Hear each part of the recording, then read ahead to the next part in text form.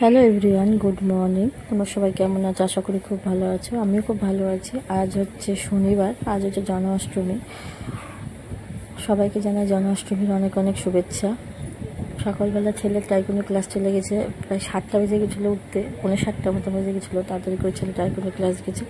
ছেলে চলে যাওয়ার পর তো দেখো একদম দেরি করে নিই, কেন জন্মাষ্টমী প্রচুর কাজ। তো দেখো ওই জন্য তাড়াতাড়ি করে আগে বিছানা গুছিয়ে নিচ্ছি। কাজ অনেক, জামা কাপড়ও আছে। তারপরে ঠাকুর ঘরে ঢুকলে অনেক দেরি হবে, কারণ ঠাকুর স্নান করাবো, অভিষেক করাবো, অনেক প্রচুরই। তো দেখো যখন বিছানাটা গুছিয়ে নিচ্ছি, আর কাজকর্ম করতে করতে যা আমার অবস্থা হয়েছিল আছে কী বলবো।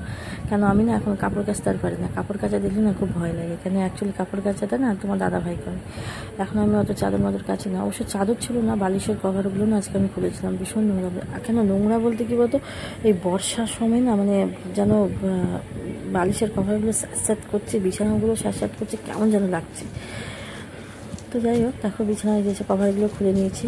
তাই বিছানাটা এখন ঝেড়ে টেড়ে নিলাম। ঝেড়ে নিই বালিশ, বালিশ বলছি, এগুলো যে কালকে কাচা হয়েছিল। আমার ফোনটা বারবার পড়েই যাচ্ছিলো, জানো না। এইগুলো গুছিয়ে নিচ্ছি, কারণ হচ্ছে এগুলো গুছিয়ে নিলে টেবিলটা ফাঁকা হবে। টেবিলে যে কভারটা তখন আর পাততেই পারি না, জানো না।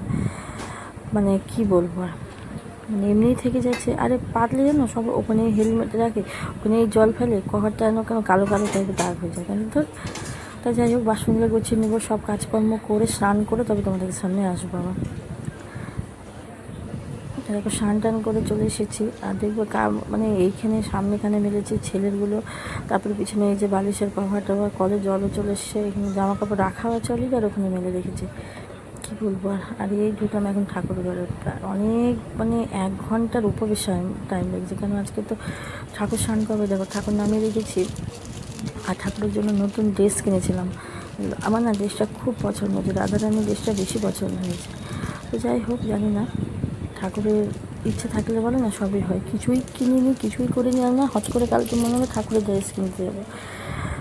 বলে না যে আমরা কিছুই করতে পারবো না, ওর যদি না কিছু ইশারা দেয়। তো যাই হোক, গোবিন্দর ইচ্ছা ছিল বলে তাই গেলাম। জানি না আবার জন্মাষ্টমীতে কী করবো। এই দেখো একটা ছোটো পাগড়ি নিয়েছিলাম। আমার আগে একটা পাগড়ি ছিল, কোথায় যে রেখে দিয়েছি ভুলে যায় আছে। আর 2টো মালা কিনেছি, আর ঠাকুরের ড্রেস কিনেছি, আর ধূপ নিয়ে এসেছিলাম। আমার তো বাদ বাকি সবই থাকে। তাই দেখো এই যে ঠাকুরকে কেমন লাগছে জানি না। আমার ছেলে তো ভিডিও করে দিয়েছে, তখন আমি কী করছিলাম, যাই হোক প্রণাম করছিলাম আমি। তো দেখো ছেলে ভিডিও করে দিয়েছে, ছেলে যেরকম পেয়েছে সেরকমই করেছে। ঠাকুরকে ঘিয়ের আরতি, কর্পূরের আরতি সব করেছি মন থেকে। বিশ্বাস করো আজকে রাধারানী আর গোবিন্দকে যেন একদম আমার ঘরে যেন উজ্জ্বল হয়েছিল। অ্যাকচুয়ালি আমি তো ওদেরকে আমার বাড়ির মালিক ভাবি, ওরাই সব। আমার বাড়িতে যা কিছু হবে ভালো মন্দ সব কিছু ওরে। তো যাই হোক, দেখো সত্যি বলছি অপূর্ব লাগছিলো এই দৃশ্যটা। তো দেখো ছেলেদের রান্নাবান্নি করে একদম প্রায় 3টের সময় রেডি হয়ে নিয়েছি। যাবো হচ্ছে যেখানে ড্রয়িং করতে যাই সেখানে আজকে পুজো হবে। আজকে অনেকদিন পর শাড়ি পরেছি। এই শাড়ি পরাটা আমার আছে নতুন নাম, এর আগে একবার পরেছিলাম। তো দেখো যাচ্ছি এখন টোটো করে। যা রোদ, কী বলবো জানো না, এই রোদ্রের মধ্যেই যাচ্ছিলাম। আমি কিছু করার না, অঞ্জলি দেবো, বুঝতেই পারছো। বাড়ি যাই অবশ্য আমার আমার বাবার বাড়ি, পুরাতন বাড়িটাতে আমাদের যে একটা গোপুসোনা ছিল, ওর কথা খুব মনে পড়ছিল। প্রত্যেকবারই না, আমার বিয়ের আগে আমি তো ওখানে জন্মাষ্টমীতে, বিয়ের পরও গেছি ছেলেকে নিয়ে। তো যাই হোক, যেতে পারিনি বলে খুব মিস করছিলাম তাকে। কোনোদিন যদি যাই তোমার সাথে অবশ্যই দেখাবো। তা দেখো এখানে এসে দেখছিলাম ও একা একা করছিলো, ও সব কিছু করতে আরাম। তাহলে আমি তো বড়াটা করে দিই। তো তাড়াতাড়ি করে ও বড়া, ঠাকুরমশাই কিন্তু চলে এসেছিলো জানো। তো দেখো তাড়াতাড়ি করে ওকে একটু বড়াটা করে দিচ্ছিলাম। তাই বললাম দেখো আমি প্রথমবার করতে পারি, সত্যি বিশ্বাস করে সত্যি ভালো ছিল। ঠাকুর ইচ্ছা থাকলে যা অবস্থা হয়, ঠাকুর যা চাইবে না তাই যেন হয়। তো যাই হোক, গোপুরা সত্যি সুন্দর হয়েছে, নতুন প্রতিষ্ঠা করলো, এত সুন্দর হয়েছে গোপুরা কী বলবো, যেন হাসছে। তো দেখো এই যখন আছেন, আর এই যে আমাদের একজন আছে সদস্য, ও রাধা সেরেছিল। তো দেখো কত সুন্দর লাগছে ওকে, সত্যি কিন্তু ভালো লাগছিলো। এই দেখো পুজো করা হয়ে গেছে। তোমরা ভিডিওটা দেখতে থাকো, আশা করি খুব ভালো লাগলে অবশ্যই একটা লাইক করো।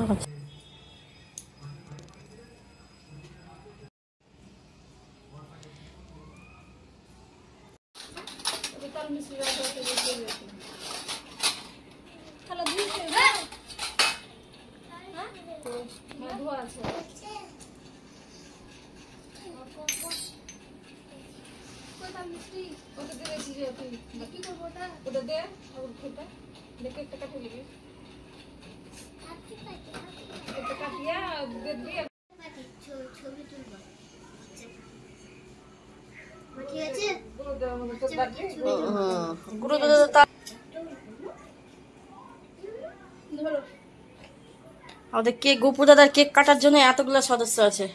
আগে কি করবো, দেখবো জামাই যে কেমন ভালো পেলে তবে দিব, না হলে থাক নাকি।